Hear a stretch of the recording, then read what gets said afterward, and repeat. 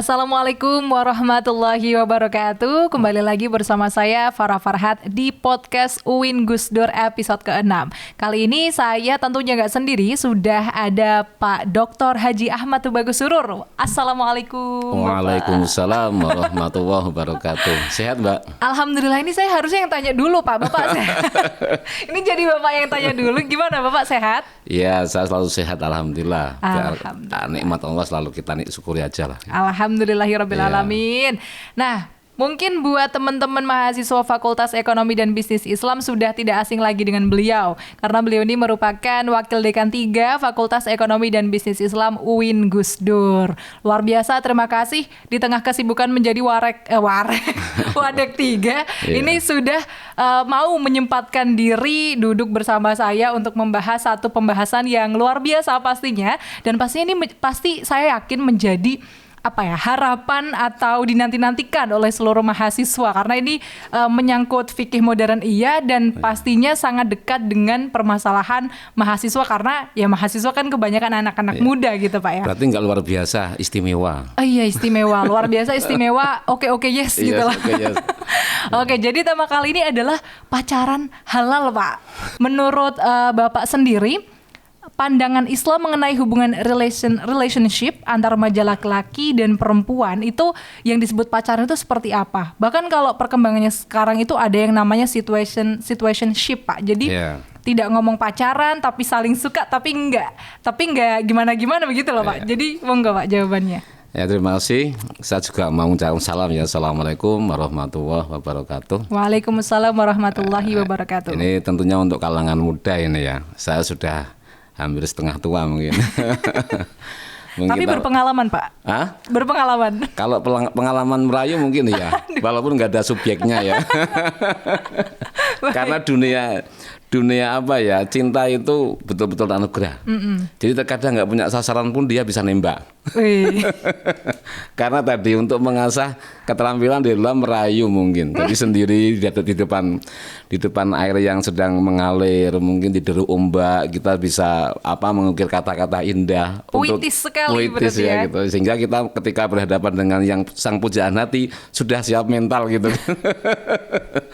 Ya oke, ini memang selalu menarik karena memang dunia perjodohan atau nikah ini sebetulnya fikih yang tidak hilang. Fikih yang tidak hilang dari surga turun ke dunia, nanti di surga juga gitu lagi. Tapi ini mungkin kalangan-kalangan tertentu ya. Kalau kalangan sudah di atas mungkin lain lagi. Contoh iming-imingnya bidadari kan. Jadi kalau nanti ada nggak jomblo? Jomblo itu ada 3 mungkin. Jomblo mukhafafah, mutawasitoh, mughalladhah. Luar biasa. Ini gimana, Pak, penjelasannya, Pak? Oh, ini nanti kaitannya dengan pacaran ini ya. Oh, itu. Ada, saya sering melihat ini ada mahasiswa ini kayaknya ini jomblonya mutawasitoh gitu kan. Oh, ini tak tanya, kamu udah punya pacar? Mbak Farah udah punya pacar belum? Aduh, kena deh. Aduh, Pak, nanyanya nanti aja lah, Pak, kalau ini, Pak. Oh gitu, di belakang layar ya. Jangan-jangan jomblonya masih bukan mutawasitoh, masih mukhafafah. Kalau jomblo mutawasitoh nanti ya. Jadi memang perjodohan itu diawali dengan perkenalan, lalu dalam bahasa Arab ta'aruf gitu ya. Makanya ada pertemuan itu kenal Arafah. Nabi Adam sama Nabi Hawa. Terus mengalir sampai bahkan dalam cinta pun ada perebutan.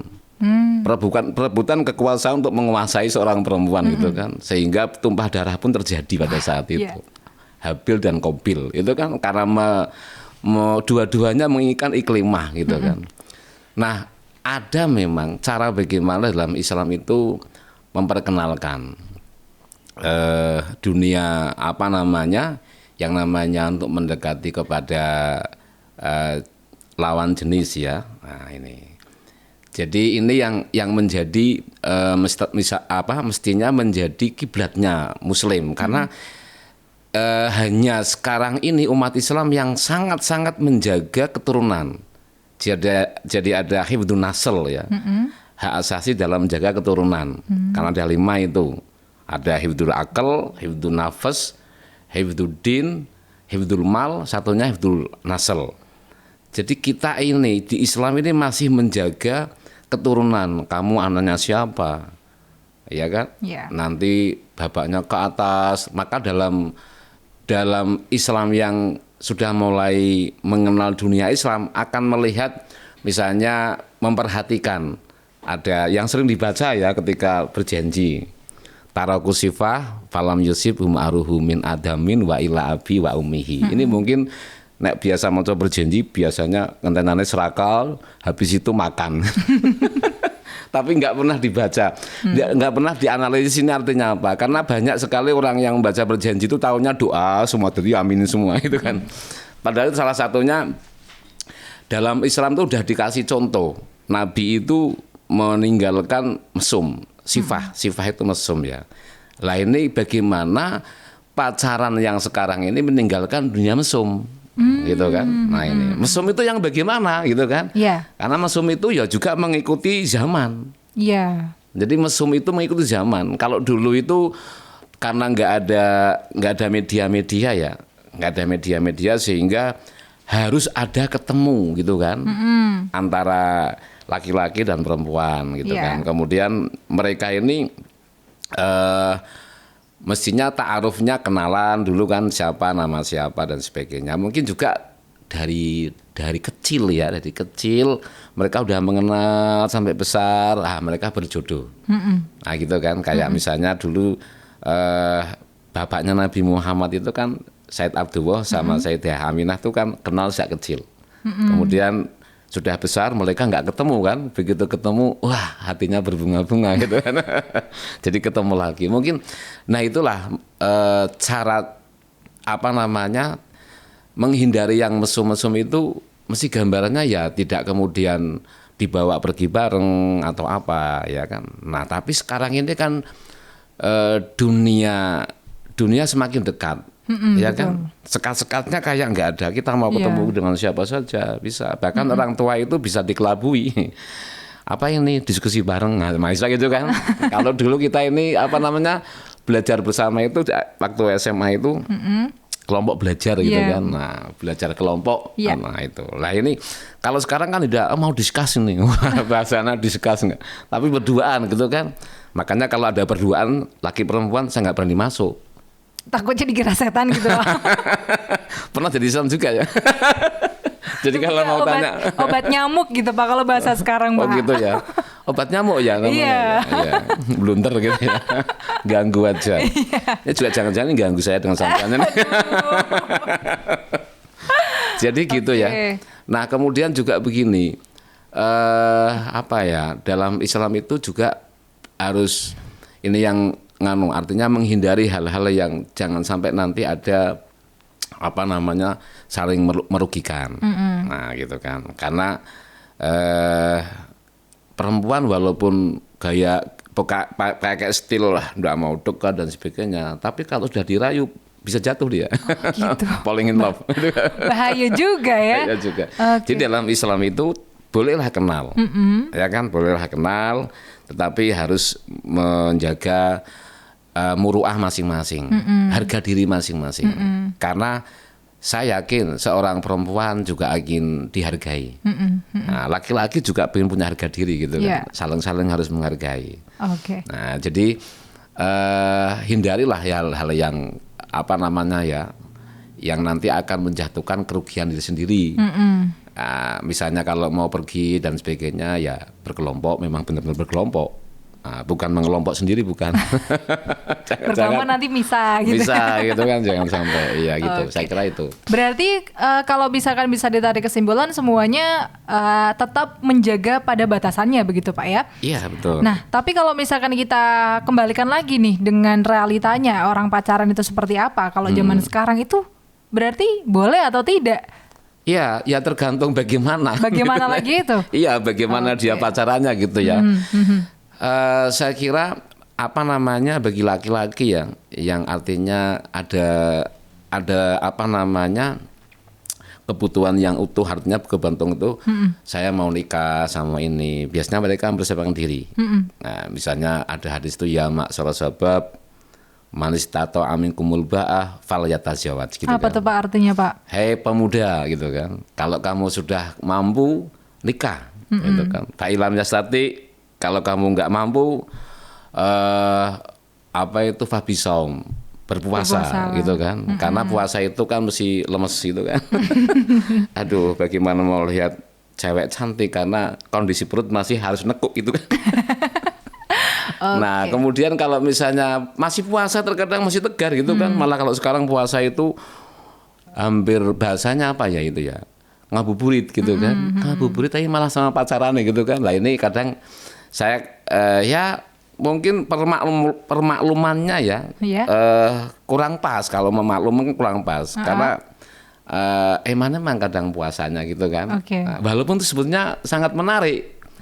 Tapi kalau jalan bareng-bareng gimana Pak? Lah itu akan menutup lah celah-celah yang ya. Misalnya 5 orang, nah, laki-lakinya 5, perempuannya 5. Pasangan sendiri cok ngepang gitu. Ternyata double date gitu Pak. Ya. Lah makanya ini apa tadi? Kalau nggak mampu ya puasa. Kalau nggak mampu fa'ilam yastati apa itu abghadul absor. Apa tuh Pak? Menutup pandangan gitu kan. Wah, ono cewek ayu mendengkul kan. Tapi jangan pakai kacamata ya. Mendengkul tapi pakai kaca ya. Juga akhirnya. Kalau tadi harus berpuasa dan juga harus menutup pandangan. Nah, kalau realitanya di kehidupan kampus sebagai mahasiswa, kebutuhan kita untuk berinteraksi dengan lawan jenis kan banyak ya Pak ya. Dalam hal belajar bersama tadi ataupun banyak hal lain, misalkan dalam hal berorganisasi. Gak mungkin dong Pak kita seperti itu terus gitu. Masa kita lagi diskusi sama rekan-rekan yang lawan jenis terus kita kayak gini terus gitu kan. Kayak dikiranya nanti gimana gitu Pak. Nah itu gimana Pak? Gini ya, saya melihat memang ada apa ya, kayak kepercayaan pada diri mahasiswa itu gini, saya mahasiswa misalnya begitu ya, itu sudah pola pikirnya berbeda dengan ketika saya masih SMA. Kalau masih SMA itu kendel itu, kadang boncengan bareng gitu kan kemana-mana, karena dia memang nggak berpikir secara apa ya kontinuitas untuk masa depan. Dia hanya senang sesaat gitu kan. Bahkan kadang dia bisa berontak gitu kan. Tapi kalau mahasiswa kadang nggak mau berontak, malah maunya diberontak gitu. Artinya ada memang mungkin begini, apa namanya ya, ada beban-beban yang saya lihat beban baik moral, beban agama gitu ya. Ada pada kalau misalnya mahasiswa seperti itu kan bisa beban-beban agama, moral itu nggak begitu terpengaruh. Kalau sampai misalnya mahasiswa itu pacarannya kayak anak SMA. Padahal kalau mahasiswa itu sudah berbeda ya orientasinya ya. Bahkan ketika mau mendekati cewek itu sudah perhitungannya banyak. Gitu kan. Wah, aku nak entuk kae gini gitu kan. Ya mungkin nggak banyak sih juga. Hitungannya kan mesti nanti kira-kira masa depan gimana misalnya. Artinya gini. Terkadang kan kalau sudah mahasiswa itu hitungannya begini, kamu mau enggak misalnya. Nanti saya pengen punya anak tuh lebih dari 5 misalnya. Udah bahasanya kayak gitu. Ya, sudah sangat jauh sudah ya. Sangat jauh gitu. Kemudian gimana? Kamu nggak usah kerja ya, sampai segitu. Tapi kalau SMA kan tidak. Ya, yang penting suka sama suka. Iya, bahkan nggak pernah bicara seperti itu kan gitu kan. Rangkaian acara pemikirannya sampai ke situ, pokoknya seneng wae gitu kan. Gitu ya. Jadi ketika ada interaksi di dalam kehidupan mahasiswa karena mereka juga sudah semakin lebih dewasa, maka itu juga akan berpengaruh pada pola perilaku ketika mereka berinteraksi dengan lawan jenis. Betul. Lebih bisa dikatakan apakah lebih aman begitu Pak ketika sudah dalam usia sesaya misalkan seperti itu? Iya, saya kira bahkan mereka sudah mulai menatap kehidupan dengan menata sekarang ini. Tapi kalau misalnya ternyata terjadi kayak gitu, kita lihat persentasenya berapa.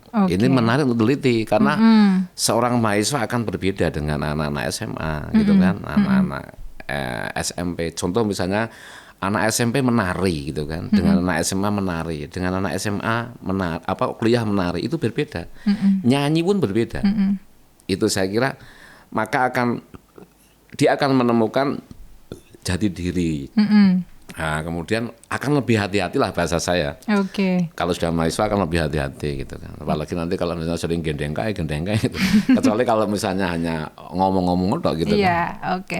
Jadi tergantung pada tingkat kedewasaan orang itu dalam menyikapi interaksi lawan jenis begitu Pak ya. Iya. Oke. Nah, ini selanjutnya ini juga pertanyaan yang menurut saya menarik karena banyak menjadi problema gitu di tengah Iya. masyarakat. Kan kalau mungkin dulu tradisi orang Jawa khususnya dan orang Muslim juga gitu ya, kalau ketika menikah ya sudah langsung menikah begitu tanpa adanya proses tunangan yang kebanyakan jaraknya sangat jauh sekali dengan pernikahannya Iya. gitu kan. Nah tapi akhirnya ketika sudah tunangan itu muncullah stereotip bahwa saja ya sudah tunangan, sudah diikat, nanti juga bakalannya nikah juga, berarti Iya. udah setengah halal nih. Nah itu gimana tuh Pak menanggapi hal itu?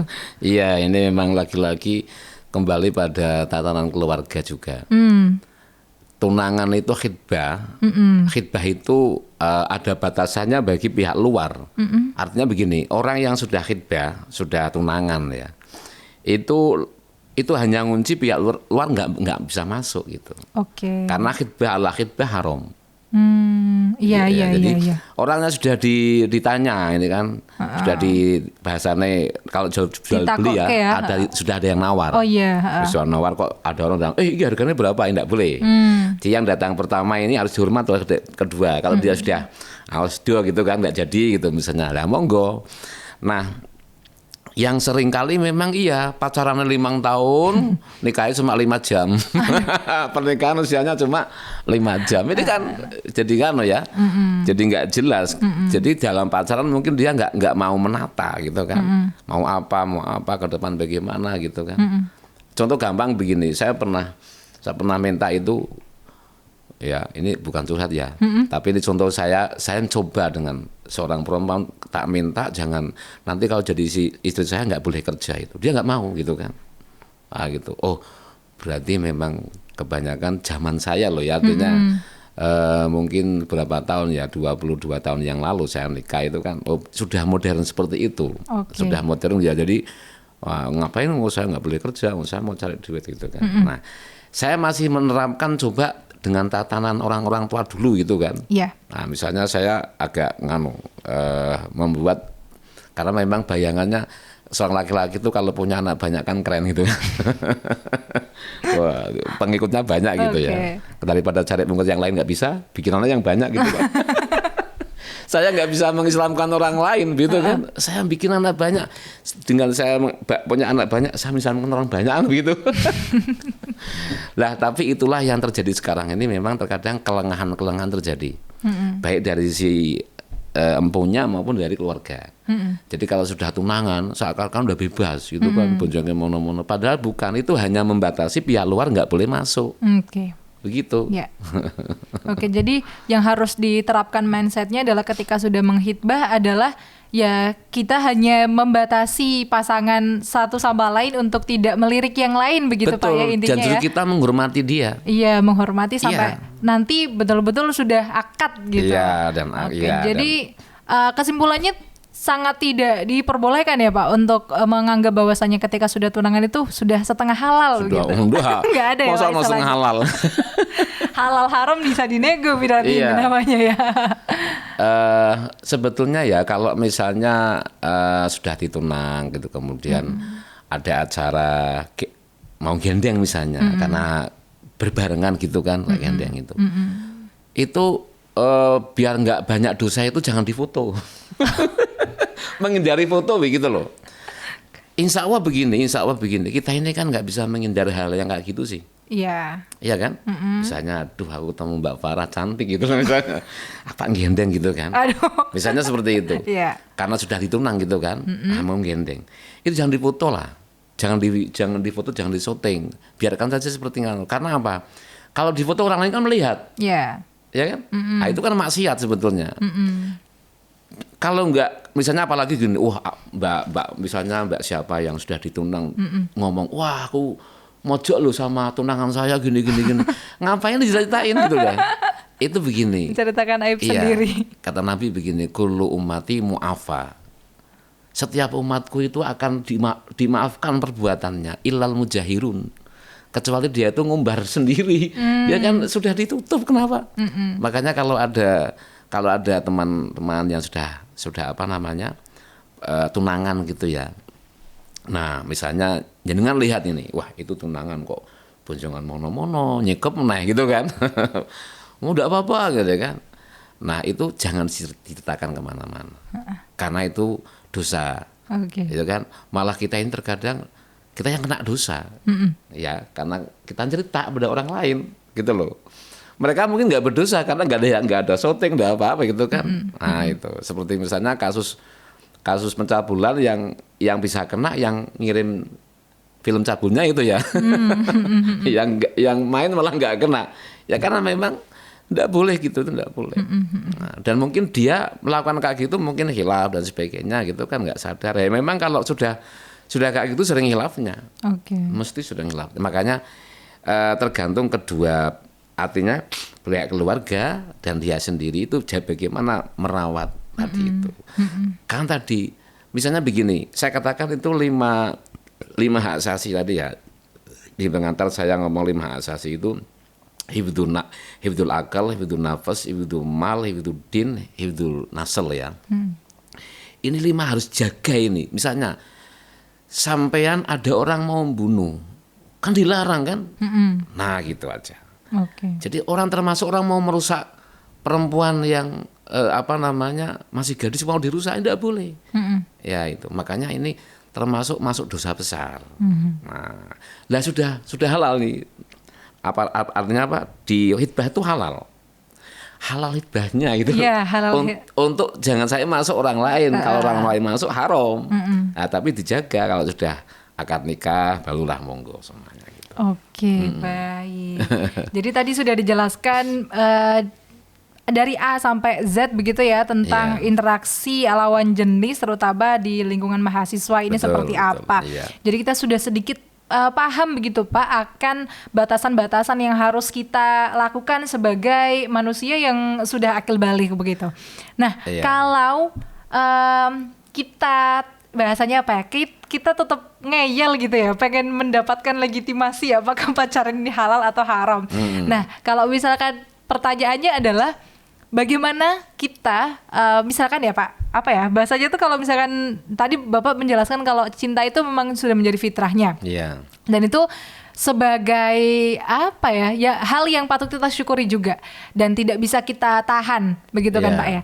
Nah, ketika dua insan ini mencintai begitu dan sering berinteraksi, itu seperti apa tipsnya biar langkah-langkahnya itu tetap dalam koridor dan tetap halal? Selain tadi Bapak menyebutkan kalau misalkan sedang ngobrol bareng atau apa nggak usah diumbar-umbar gitu. Selain itu ada lagi nggak Pak? Sebenarnya satu, saling menghormati. Saling menghormati. Iya. Kalau saya misalnya jual jawel sama Mbak Ani atau jenengan, berarti kan mesti jenengan akan punya pilihan saya. Seneng jual jawel, gitu kan? Nah gitu. Itu berarti dia udah menjatuhkan penghargaan kepada atau penghormatan kepada orang lain. Jadi satu soal kuncinya, karena apa? Memang ini hak asasi ini harus dihormati. Baik, 5 hak asasi tadi. Ya. Dan kalau sudah menjadi wilayahnya sudah menjadi mahasiswa, ya ini maha loh, pakainya bahasa maha gitu kan. Maha itu milik Allah, maha agung, maha mulia gitu kan. Saya kira akan lebih banyak berpikir secara positive thinking gitu ya. Kalaupun dia dalam mungkin begini, coba saya Pak merayu Mbak Farah misalnya, mau saya merayu Mbak Ani atau merayu yang siapanya misalnya, kok mau semua, terus dia nimbang-nimbang gitu kan. Ini tak jadikan semua atau gimana gitu misalnya. Ini tak ambil semua atau gimana gitu kan. Nah gitu. Jadi kemudian dia jangan-jangan malah saya ditolak semua gitu. Karena sekarang ini kan juga senyuman tuh belum tentu menandakan mau kan begitu. Ada lagu kan senyum dulu gitu kan. Lagunya saya lupa. Kalau dengan wanita yang agak pendiam, senyum dulu. Kemudian kalau dia senyum berarti dia mau gitu kan. Saya nggak tahu tuh lagunya, tapi sekarang sedang tren gitu ya. Betul.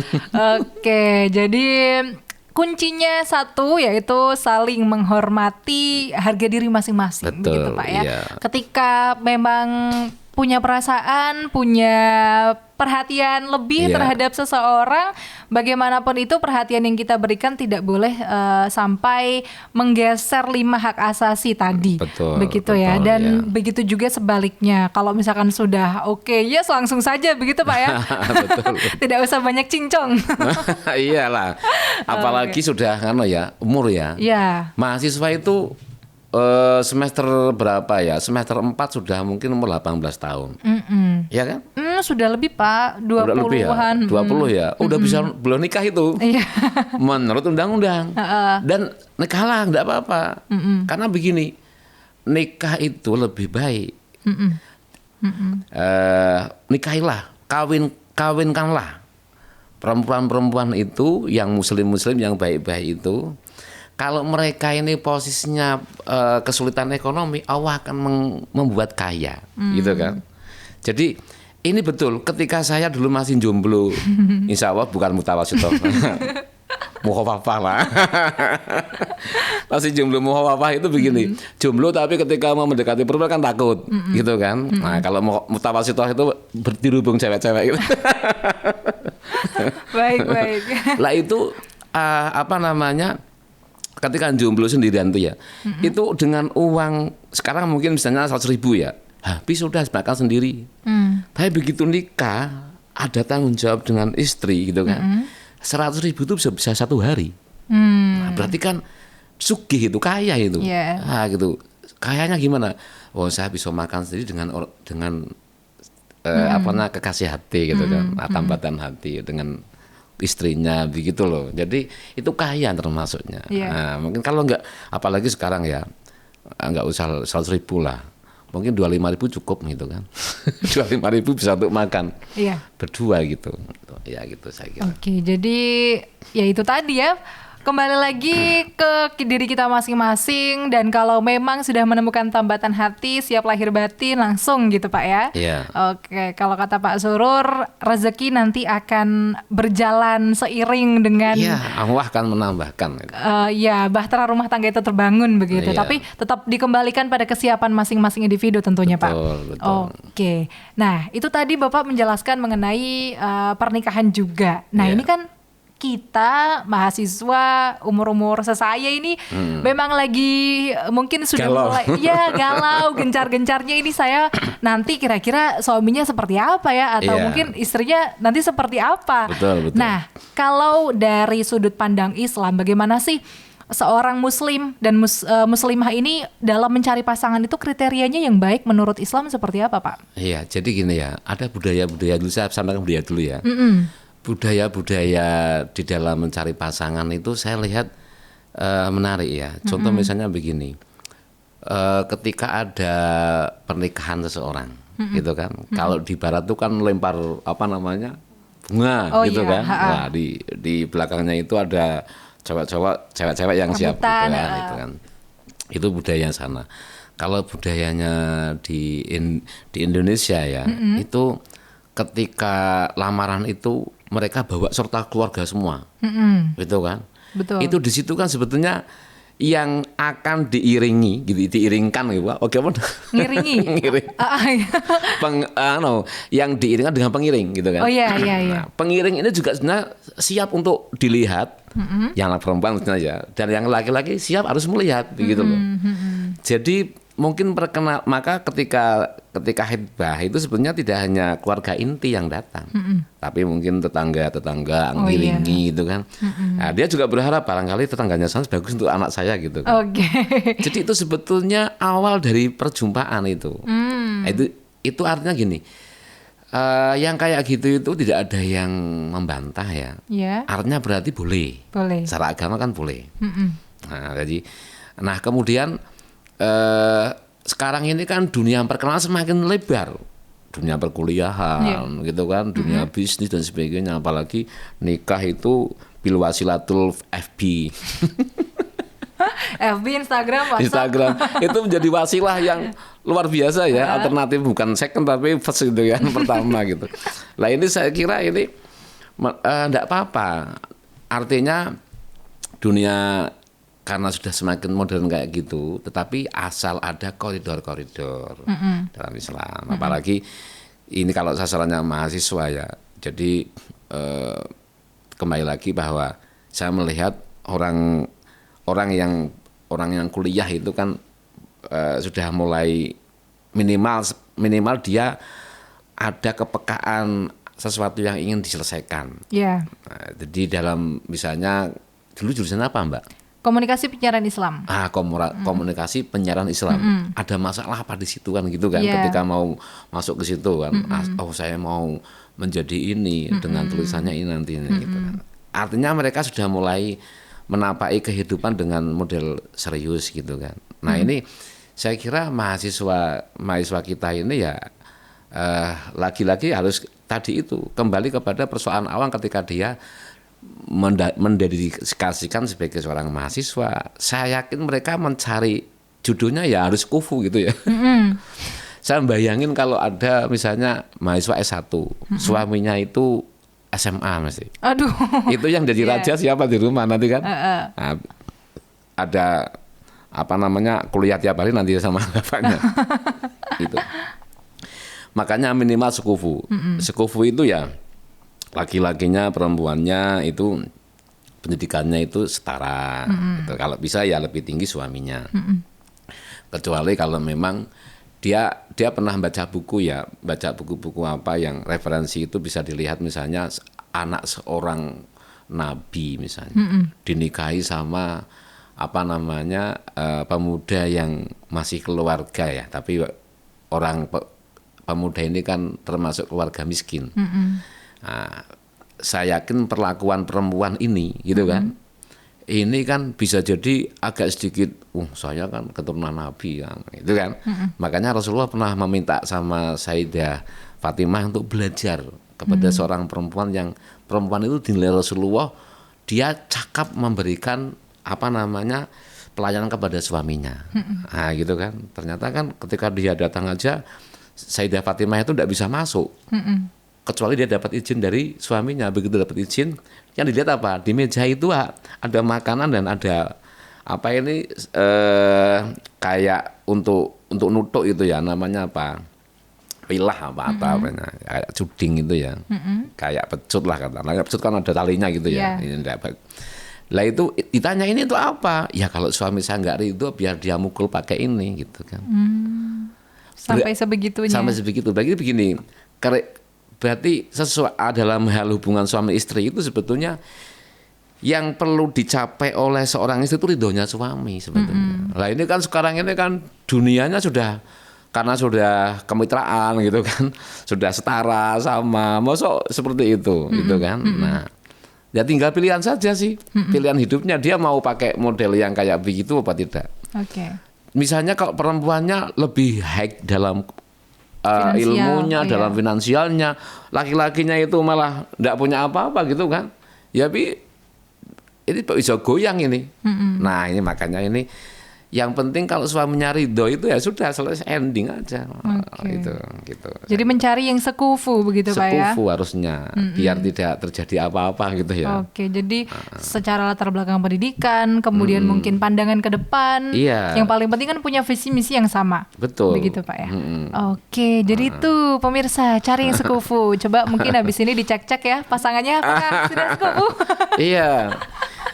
Kan begini ya, bisa dibalik ya, tungkahul mar'ah li arba, begitu ya? Iya gitu ya, ketika kuliah gitu kan. Gimana tuh Pak? Nikahilah perempuan dengan melihat 4 gitu kan, 4 hal. Apa itu li jamaliha, li maliha, li nasabiha, sijine apa ki, li diniha gitu kan. Apakah Anda mau mencari gantengnya saja gitu kan? Jadi itu juga berlaku pada laki-laki. Iya, artinya gini. Ini kan ditujukan kepada laki-laki pada perempuan. Tungkahul mar'ah, nikahilah perempuan, ya gitu kan. Li arba, li jamaliha cantiknya gitu kan. Li maliha, duit akeh iki. Li nasabiha, bapaknya punya perusahaan banyak misalnya. Li diniha, agamanya. Itu disuruh milih yang li diniha. Karena lebih tenang nanti. Dikembalikan dibalik nih. Perempuan juga boleh dong milih seorang suami. Iya boleh itu dong. Itu kan harus boleh yang. Makanya kalau diam itu dulu, kamu tak judukan ini yo, kok diam itu tandanya mau kan? Sekarang mungkin berubah. Sik Pak sih mikir gitu. Saya diam masih mikir gitu kan. Yeah. Nggak kemudian saya kasihkan ngano karena dulu yang namanya wali mujbir itu kan bisa menekan anak perempuannya gitu kan. Lah ini dhisik Pak aku tak mikir dulu gitu kan. Saya lihat dulu apakah dia. Saya kan punya juga hak yang sama ketika tungkahul mar'ah, saya juga berarti tungkahul sabab gitu kan, laki-laki. Boleh dibalik lah nanti.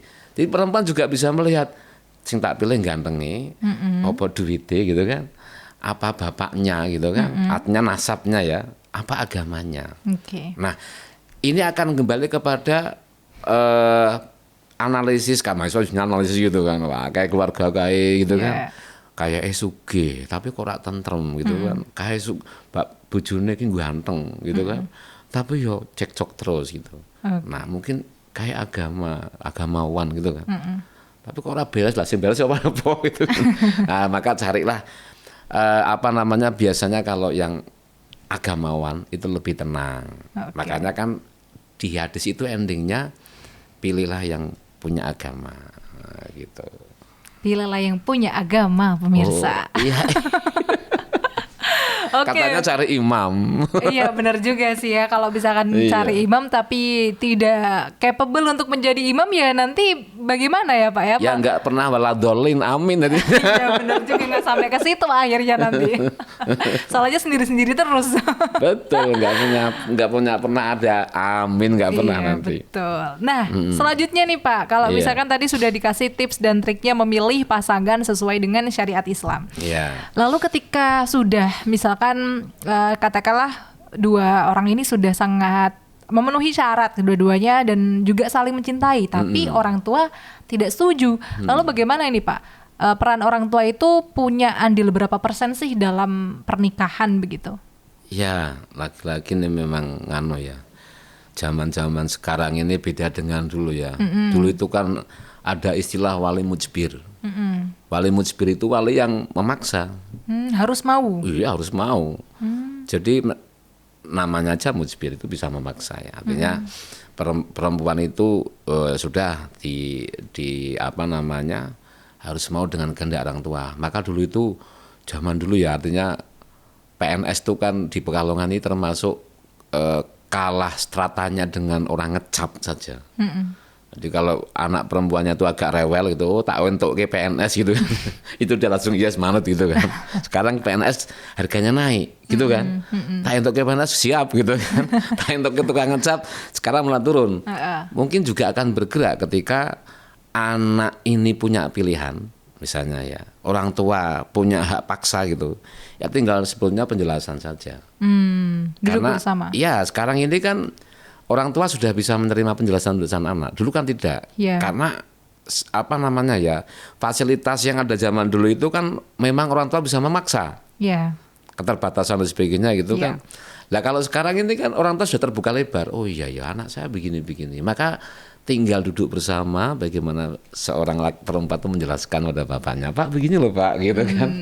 Nah jadi pilihan mudi ya, bukan muda tapi mudi sekarang ini saya kira sangat terbuka dan dia bisa milih dan dia bisa menjelaskan pada orang tuanya gitu. Cuma memang begini, kembali lagi kalau misalnya orang tua ada sedikit keras gitu kan. Nah terakhir dia harus ngomong, Pak bolehkah saya diizinkan dan saya minta kasih cara istikharah tuh kayak apa gitu. Jangan Pak, aku tak istikharah dulu. Wah, kayak pintar-pintar tok gitu kan. Kadang anak pun gitu, walaupun sudah mondok, sudah apa, tapi gayanya itu meninggalkan cara-cara yang kurang baik ya. Misalnya dia tuh pamit, Pak dalam ilmu itu kan ada istikharah. Bolehkah saya beristikharah?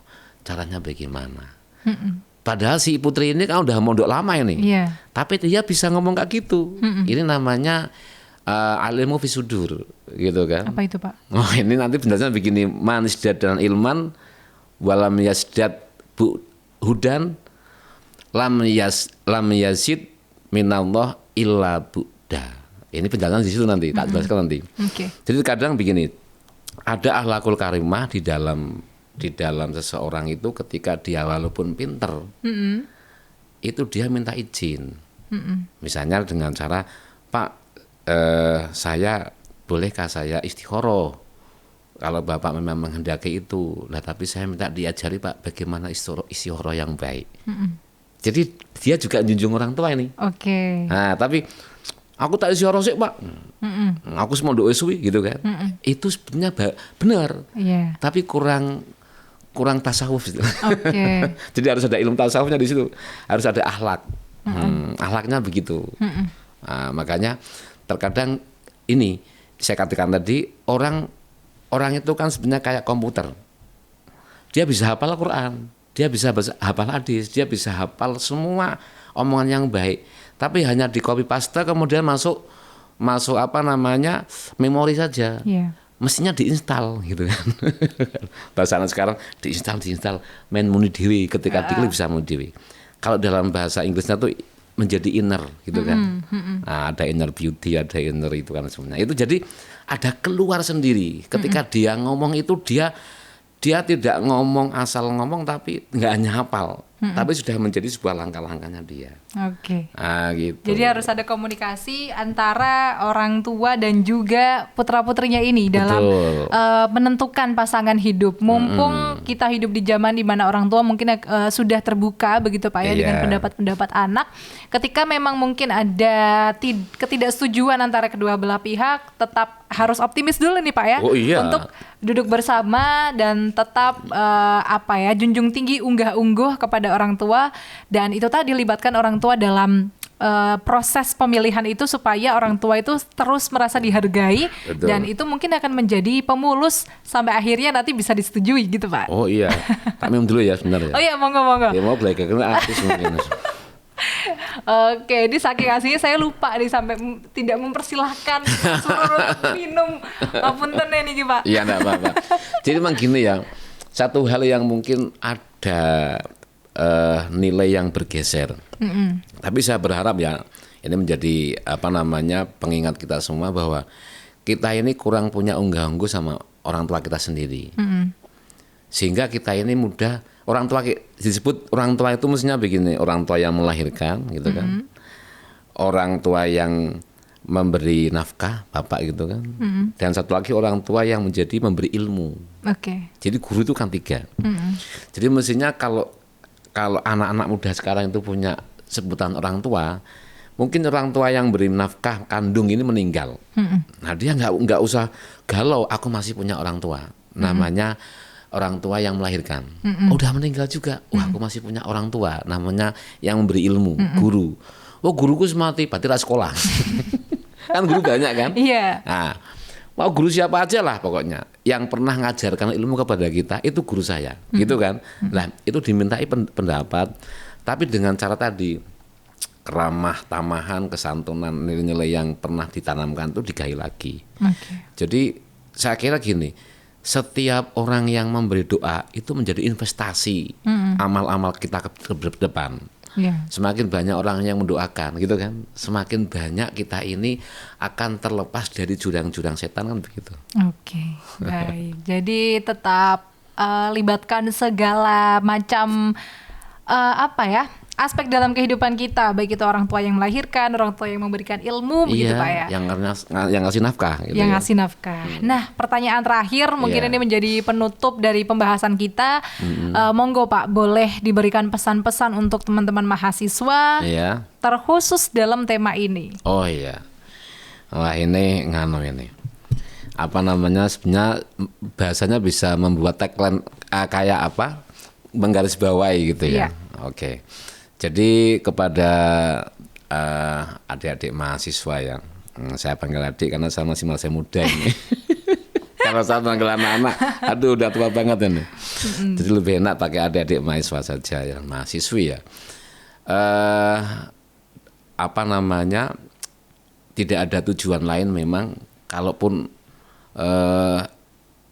sekarang ini hanya mau main-main, tetapkan bahwa saudara ini kalau misalnya sudah mengarah kepada ingin berkeluarga, Anda termasuk adalah orang-orang yang mendedikasikan syariat Islam. Jadi orang berjuang untuk menegakkan syariat Islam itu sebenarnya diantaranya adalah menikah dengan jalur Islam gitu ya. Maka ketika mau menikah ini jangan lupa ada yang perlu diselesaikan dulu, yaitu mencari pasangan. Sudah ke yang nikah, nggak ada pasangan, ngapain gitu kan. Iya. Jadi harus diyakinkan pasangan saya yang mana yang sesuai dengan harapan-harapan. Kalau kita punya harapan-harapan, ya kan, kita gantungkan sama Allah Ta'ala, insya Allah kita akan dijawab oleh Allah Ta'ala. Ini loh jodohmu, gitu kan. Walaupun kita ini mungkin berjalan lama dengan salah satu gadis gitu kan, atau cowok gitu ya. Tapi kalau memang bukan jodohnya, ya sudah. Nggak usah kita ini berpatah hati gitu kan. Atau merobek kata-kata yang dulu nggak pernah, nggak usah gitu kan. Jadi tetap kapal layar harus tetap berjalan. Jadi jangan sampai kemudian apalagi sampai menangis atau sedih berlarut-larut gitu ya. Nah ini yang terpenting lagi juga ketika mencari pasangan ini, ya era sekarang ini kan era terbuka.